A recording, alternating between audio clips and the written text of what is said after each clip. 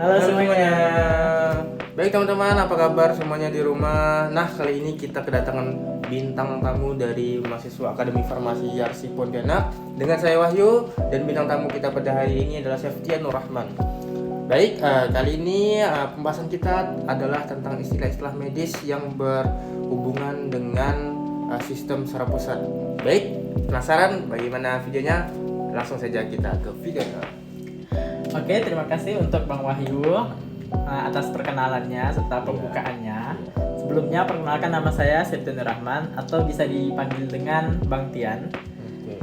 Jadi sistem saraf pusat atau juga disebut dengan SSP adalah bagian dari sistem saraf yang terdiri dari otak dan sumsum tulang belakang yang berfungsi sebagai pusat pengendali seluruh aktivitas tubuh, mulai dari gerakan, pikiran, emosi, sensasi, hingga fungsi-fungsi vital lainnya seperti pernapasan dan detak jantung.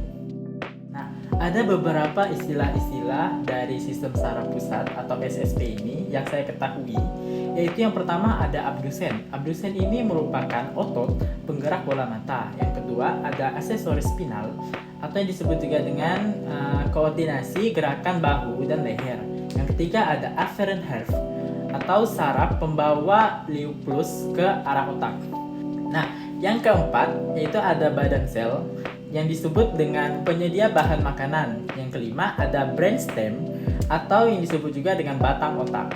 Yang keenam ada cerebrum yang disebut juga dengan otak besar. Kemudian ada cerebellum yaitu otak kecil. Yang kedelapan ada cerebral palsy atau yang disebut juga dengan lumpuh otak. Kemudian ada control nervous atau saraf pusat. Habis itu ada cranium atau kerangka kepala atau tengkorak kepala. Yang ke-11 ada cephalgia atau yang disebut juga dengan nyeri kepala atau sakit kepala. Yang kemudian ada dendrit. Dendrit ini serabut sel saraf yang padat dan bercabang. Kemudian ada depolanisasi. Depolanisasi ini merupakan periode penyembuhan setelah saraf mengalami depolisasi. Kemudian ada epileptik. Epileptik ini merupakan kelainan dari kronik sebagai serangan mendadak. Kemudian ada epaktor. Epaktor ini merupakan bagian yang menanggapi rangsangan. Nah, jadi di rangsangan tuh ada bagian yang menanggapinya yaitu epaktor sendiri. Kemudian ada facialis atau facialis. Facialis ini merupakan serabut yang terdapat di motorik dan sensorik. Kemudian ada glial. Glial ini merupakan sel pendukung saraf. Lanjut dengan ganglia. Ganglia ini merupakan kelompok saraf atau sel otak. Kemudian ada Huntington. Huntington ini merupakan gangguan yang dimana gangguan degenerasi saraf mengalami progresif. Kemudian ada impuls. Impuls merupakan rangsangan dari lingkungan lain. Kemudian ada meningitis. Meningitis ini merupakan peradangan yang terdapat di selaput otak. Kemudian ada midbrain. Midbrain ini merupakan otak tengah. Lanjut dengan neuroglia. Neuroglia ini merupakan sel saraf. Nah, kemudian dari neuroglia ini terdiri dari neuron. Beberapa neuron yaitu ada neuron unipolar. Neuron unipolar ini neuron sel saraf yang banyak memiliki satu saluran badan sel bercabang. Nah, kemudian ada neuron bipolar. Neuron bipolar ini sel saraf yang badan selnya memiliki dua julukan, terdiri dari dendrit dan akson atau akson. Kemudian ada neuron. Neuron sendiri merupakan artinya yaitu unit terkecil sistem saraf. Kemudian ada neuralgia. Neuralgia ini merupakan gangguan nyeri pada saraf. Kemudian ada neuron multipolar. Neuron multipolar ini yaitu artinya sel saraf yang memiliki badan sel dengan banyak julukan yaitu dendrit dan satu julukan akson. Kemudian ada neuropati. Neuropati ini merupakan gangguan fungsional pada sistem saraf tepi. Lanjut dengan neuritis.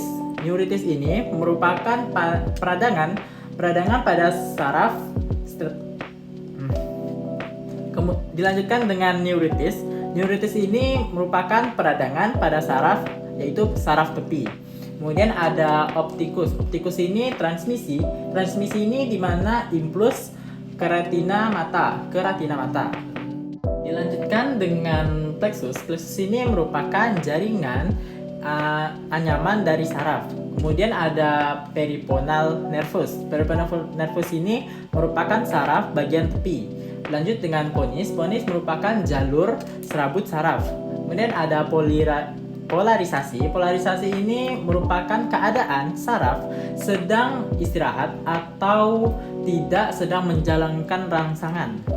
Nah, kemudian dilanjutkan dengan repolisasi. Repolisasi ini merupakan periode pengambilan setelah saraf mengalami depolarisasi.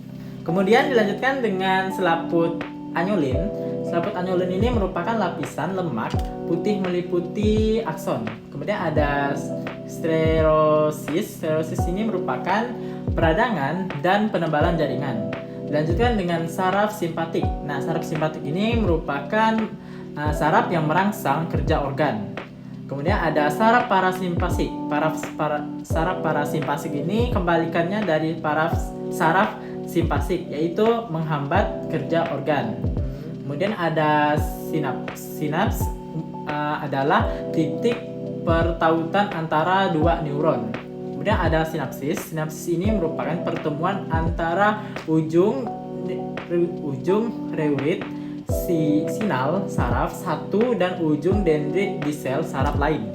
Kemudian ada saraf efren. Saraf efren ini merupakan saraf yang membawa impuls saraf dari sistem saraf pisah ke optikum.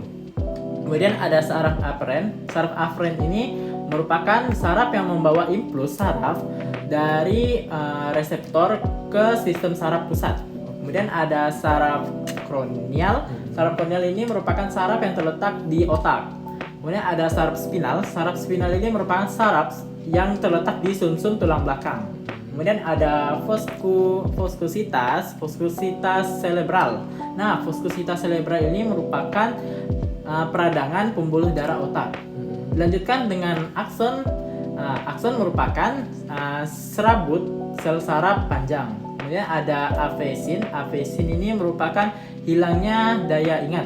Nah, yang terakhir yaitu ada myotonia. Myotonia ini yang merupakan gangguan pada otak ditandai dengan relaksasi lambat. Mungkin sekian yang dapat saya sampaikan kepada Bang Wahyu. Itulah istilah-istilah dari sistem saraf pusat. Nah, mungkin segitu saja pembahasan tentang istilah-istilah medis yang berhubungan dengan sistem saraf pusat yang dijelaskan oleh Bang Tian. Baik, semoga pembahasan kita pada hari ini bisa bermanfaat bagi teman-teman di rumah. Sampai jumpa di episode selanjutnya. Dadah.